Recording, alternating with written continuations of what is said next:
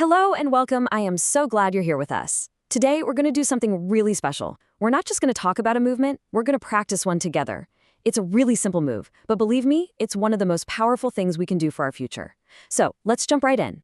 So let's just start with this one big question. What if there was a single foundational move that could help us stay independent and safe for years and years to come? I know it sounds a little too good to be true, but it turns out the science is pointing us in a very, very clear direction. And here it is. It's called the sit to stand. As simple as it sounds, researchers are now saying that this one movement is a huge predictor of our long-term independence. It's really the bedrock of fall prevention, of feeling safe, and just having that confidence as we move around our own homes. You know, what's so interesting is that for so many of us, the reason we might avoid sitting on a low couch or getting on the floor to play isn't because we don't want to. It's this quiet little voice in the back of our minds, this fear of, what if I get stuck? What if I can't get back up? Well, our whole goal today is to face that feeling head on and start to erase that fear together. So, why does getting out of a chair sometimes feel so hard? Let me tell you, it is not just in your head. There is some real science happening in our bodies that explains this feeling perfectly. And once we understand it, we can start to work with it. Okay, this right here is the whole story. We hear a lot about losing muscle strength, right? And that drops by about 1.5% a year. But look at muscle power. Power is our ability to move with some speed, to get going. That can drop by more than double the rate of strength. This is exactly why we can feel stuck. We have the strength to stand, but we're losing that little burst of power we need to start the movement. And that brings us to this wonderful idea I just love, functional mobility. Look, this isn't about training for the Olympics or lifting some huge weight at the gym. This is all about training for real life. We're focusing on the movements that matter day to day, the things that make our lives easier, safer, and just more fun. You know, part of the problem is actually the world around us. Most of our chairs put our knees at a 90-degree angle. And if that particular angle is a weak spot for us, our bodies are smart. They find a way around it.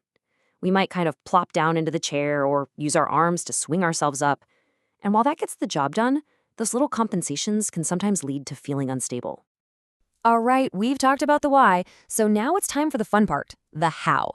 We're going to move into a little practice session. So if you feel comfortable, and only if you feel comfortable, maybe find a sturdy chair nearby and let's try this out together. But before we even move an inch, the most important thing first. Let's make a promise to listen to our bodies. We are here to gently build ourselves up. If you feel any kind of sharp or stabbing pain, please stop right away. Our motto is simple. We are building strength, not enduring pain. Okay, so we're going to break this down into 4 really simple, manageable steps. We'll start with what we call the perch, then move to nose over toes. That's the magic one. Then the drive, and for anyone who wants a little extra challenge, we'll finish with the hover. Ready? Let's do it. Okay, step 1 is the perch. So wherever we're sitting, let's just scoot our hips forward, right to the very edge of the chair. We want our feet flat on the floor, about shoulder width apart. This gives us a really solid, powerful base to work from. All right, now for the most important part of this whole thing, nose over toes. Really slowly, let's just lean our upper body forward. Keep leaning until you can feel your weight lift off the chair and shift completely onto your feet. Your nose should be right over your toes. Now let's just hold it there and feel that shift. 1, 2, 3. Beautiful. Perfect. Now we are ready for step 3, the drive. Right from that nose over toes position, I want us to think about pushing the floor away. Drive straight down through your heels. Feel those big muscles in the back of your legs and your glutes fire up and lift you all the way to standing. Fantastic. And hey, for those of us who are feeling pretty good and want a little extra challenge today, we can add step 4, the hover. So as we're coming up, let's just pause for a second, maybe an inch off the chair seat, and just hold it 1, 2, and then come all the way up. Oh, that little pause builds so much power and control. It's amazing. That was wonderful work. So how do we know if we're making progress? Well, we're not going to use a test. Let's call it a friendly milestone. This is just a gentle little check-in for ourselves to see where our starting line is today.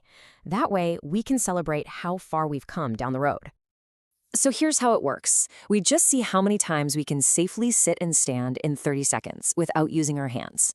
Now, researchers say a great goal to shoot for is about 12 to 15 times. But listen, if our starting point today is anywhere from 5 to 8, that is a truly fantastic place to begin this journey.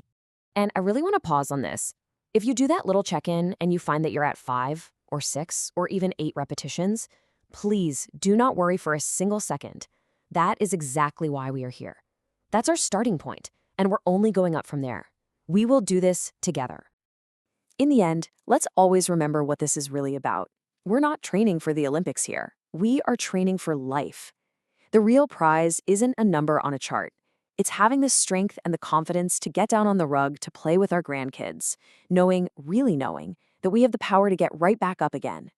Thank you so much for practicing with me today.